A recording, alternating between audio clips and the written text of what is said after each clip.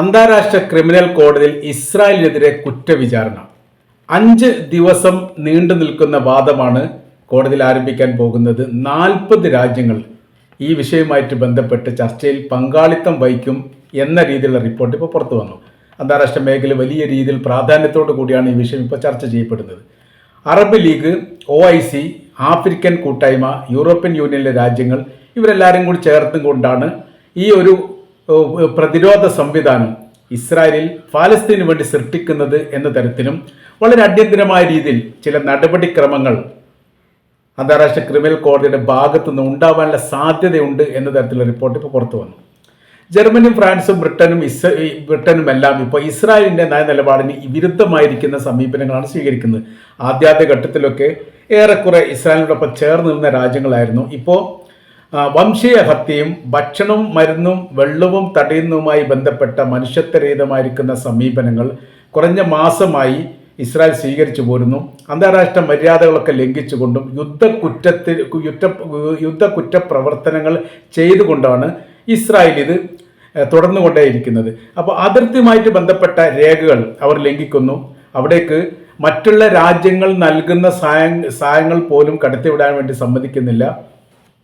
യഥാർത്ഥത്തിൽ ഇസ്രായേൽ ഇപ്പോൾ അവിടുത്തെ ജനങ്ങളോടാണ് യുദ്ധം ചെയ്യുന്നത്. ഇതൊന്നും അംഗീകരിക്കാൻ വേണ്ടി സാധിക്കുകയില്ല. പല ഘട്ടങ്ങളിലും ഈ വിഷയവുമായിട്ട് ബന്ധപ്പെട്ട് ഇസ്രായേൽ സർക്കാരിനോട് തന്നെ ഈ ഫ്രാൻസും ജർമ്മനിയൊക്കെ ഈ കാര്യത്തെക്കുറിച്ച് വ്യക്തമാക്കണമെന്നും ഈ നടപടിക്രമത്തിൽ നിന്ന് നിങ്ങൾ മാറി നിൽക്കണമെന്നും പറഞ്ഞതാണ്. പക്ഷെ അവരനുസരിച്ചിട്ടില്ല. കാര്യം അമേരിക്കയുടെ പിന്തുണയോട് കൂടിയാണ് യുദ്ധം ചെയ്യുന്നത് എന്നതിനാൽ ഏതൊരു പ്രവൃത്തി ചെയ്താലും അമേരിക്ക തങ്ങളോടൊപ്പം ഉണ്ട് എന്നുള്ളൊരു വിശ്വാസം യഥാർത്ഥത്തിൽ ഇസ്രായേലിനുണ്ട് എന്നൊരൊറ്റ കാരണത്താലാണ് വലിയ രീതിയിലുള്ള കുരുതി ഓരോരോ ദിവസവും ഗസയുടെ മേഖല കേന്ദ്രീകരിച്ചുകൊണ്ട് നടന്നുകൊണ്ടിരിക്കുന്നത്.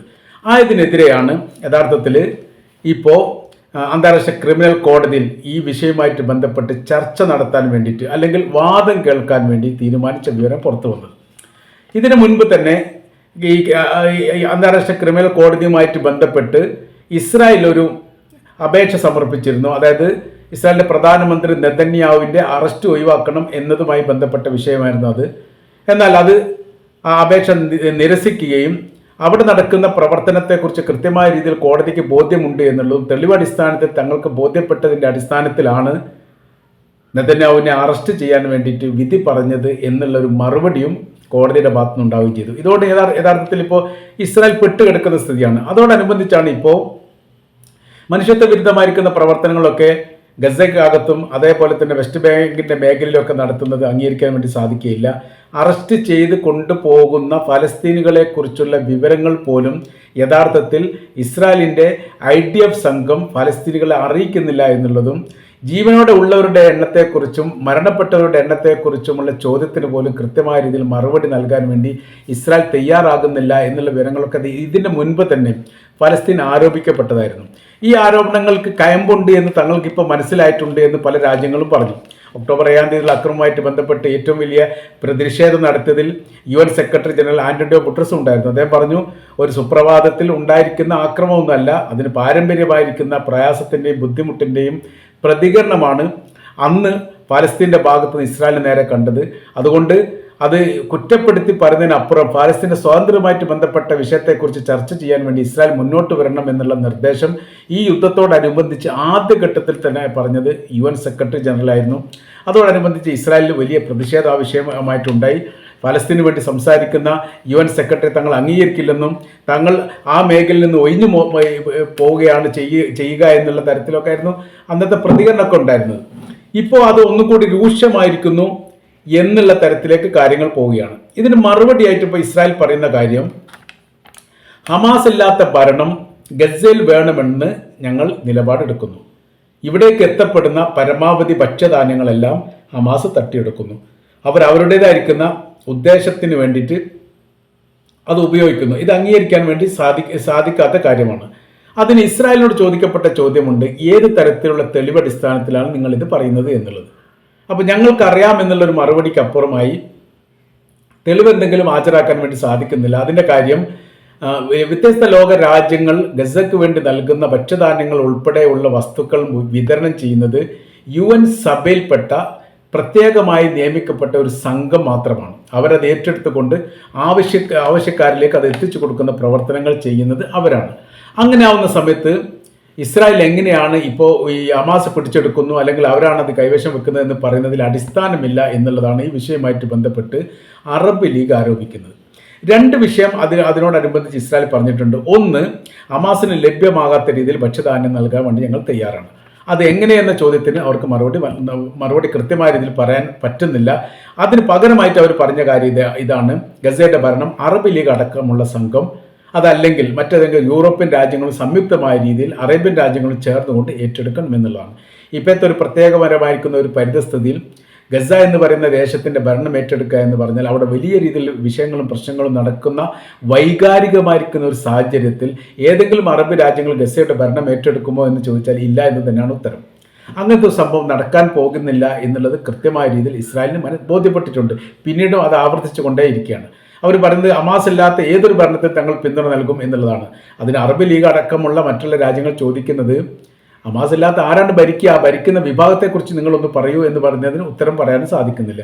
അമേരിക്കയുടെ മേൽനോട്ടത്തിൽ ഗസയുടെ ഭരണം നടത്തുന്നതിനെക്കുറിച്ച് ഇസ്രായേൽ രഹസ്യമായ രീതിയിൽ ഒരു ചർച്ച ചെയ്തിരുന്നു. അത് അവർ നേരിട്ട് ഭരണം നടത്തുക, ഗസയുടെ ഭരണം ഹമാസിൻ്റെ ഭരണം പിരിച്ചുവിടുക, എന്നിട്ട് ഒരു ഏകോപന ഭരണ സംവിധാന ക്രിയകൾ ഉണ്ടാകുന്നത് വരെ സൈനികർ നേരിട്ട് കൊണ്ട് ഭരണം നടത്തുന്ന സംവിധാനം. അപ്പോൾ ഒരു നിലക്കും അമേരിക്കയുടെ സൈനികർ ഗസയുടെ അകത്ത് സുരക്ഷിതമല്ലെന്ന് അവർക്ക് തന്നെ ബോധ്യപ്പെട്ടതിൻ്റെ അടിസ്ഥാനത്തിൽ ആ അഭിപ്രായത്തിൽ നിന്ന് അമേരിക്ക തന്നെ പിന്മാറുകയാണ് ചെയ്തത്. ഇനി ഇസ്രായേലിന് ഭരണം ഏൽപ്പിച്ചാലും ഇസ്രായേലിലെ സൈനികർ ഏത് തരത്തിലൂടെ സുരക്ഷിതമാകും എന്ന് പറയാൻ വേണ്ടി അവർക്ക് പോലും സാധിക്കുന്നില്ല. അപ്പോൾ യഥാർത്ഥത്തിൽ ഇവിടെ ഭരണമാറ്റത്തെക്കുറിച്ച് മാത്രമേ പറയുന്നുള്ളൂ, പുതിയൊരു ഭരണ സംവിധാനത്തെക്കുറിച്ച് പറയാൻ വേണ്ടി പോലും ഇസ്രായേലിന് സാധിക്കുന്നില്ല.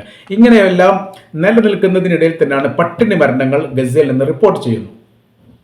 അവർക്ക് ഒരു മാസത്തോളമായി കൃത്യമായ രീതിയിൽ വാഹനങ്ങൾ അവിടെ എത്തിയിട്ട് അതുകൊണ്ട് തന്നെ അതിൻ്റെതായിരിക്കുന്ന പ്രയാസം അവരുണ്ട്. വെള്ളം കിട്ടാനും ഭക്ഷണം കിട്ടാനും മരുന്ന് കിട്ടാനും പ്രയാസപ്പെടുന്ന അവസ്ഥകളുണ്ട്. പരമാവധി ആശുപത്രി തകർന്നു പോയിട്ടുണ്ട്. ഇപ്പോൾ അവർ താമസിക്കുന്ന മേഖല കേന്ദ്രീകരിച്ചുകൊണ്ട് ഇസ്രായേൽ ആക്രമണം കടുപ്പിച്ചിരിക്കുന്ന വിവരം പുറത്തു വന്നു. ഓരോരോ ദിവസം 10-ലധികം ആളുകളെങ്കിലും മരണപ്പെടുന്നുണ്ട് എന്നാണ് ഏകദേശ കണക്കുകൾ. പരമാവധി പള്ളികൾ തകർത്തു, മതസ്ഥാപനങ്ങൾ തകർത്തു, അവരുടെ കോടതി പോലീസ് സ്റ്റേഷൻ പോലെയുള്ള സർക്കാർ തല സ്ഥാപനങ്ങൾ തകർത്തു. പിന്നീട് അവർ താമസിക്കുന്ന ഇടങ്ങളിലേക്കായി ആ മേഖലയിൽ തകർത്തു. അങ്ങനെ തരിപ്പണമാക്കിയിട്ട് യഥാർത്ഥത്തിൽ അവർക്ക് ഇരിക്കാനും കിടക്കാനും പറ്റാത്ത പരിതാപകരമായിരിക്കുന്ന ഒരു സാഹചര്യം ഗസയുടെ മേഖലകളിൽ ഇസ്രായേൽ സൃഷ്ടിച്ചിരിക്കുന്നു. ഭക്ഷണം തടയുക എന്നുള്ളതും വെള്ളം തടയുക എന്നുള്ളതൊക്കെ മനുഷ്യാവകാശ ലംഘനത്തിൻ്റെ ഭാഗമാണ്. ആ പ്രവൃത്തിയാണ് യഥാർത്ഥത്തിൽ ഇപ്പോൾ ഇസ്രായേൽ ഈ മേഖല കേന്ദ്രീകരിച്ചുകൊണ്ട് ചെയ്തിരിക്കുന്നത്. അതിനാൽ എന്ത് ചെയ്യണം?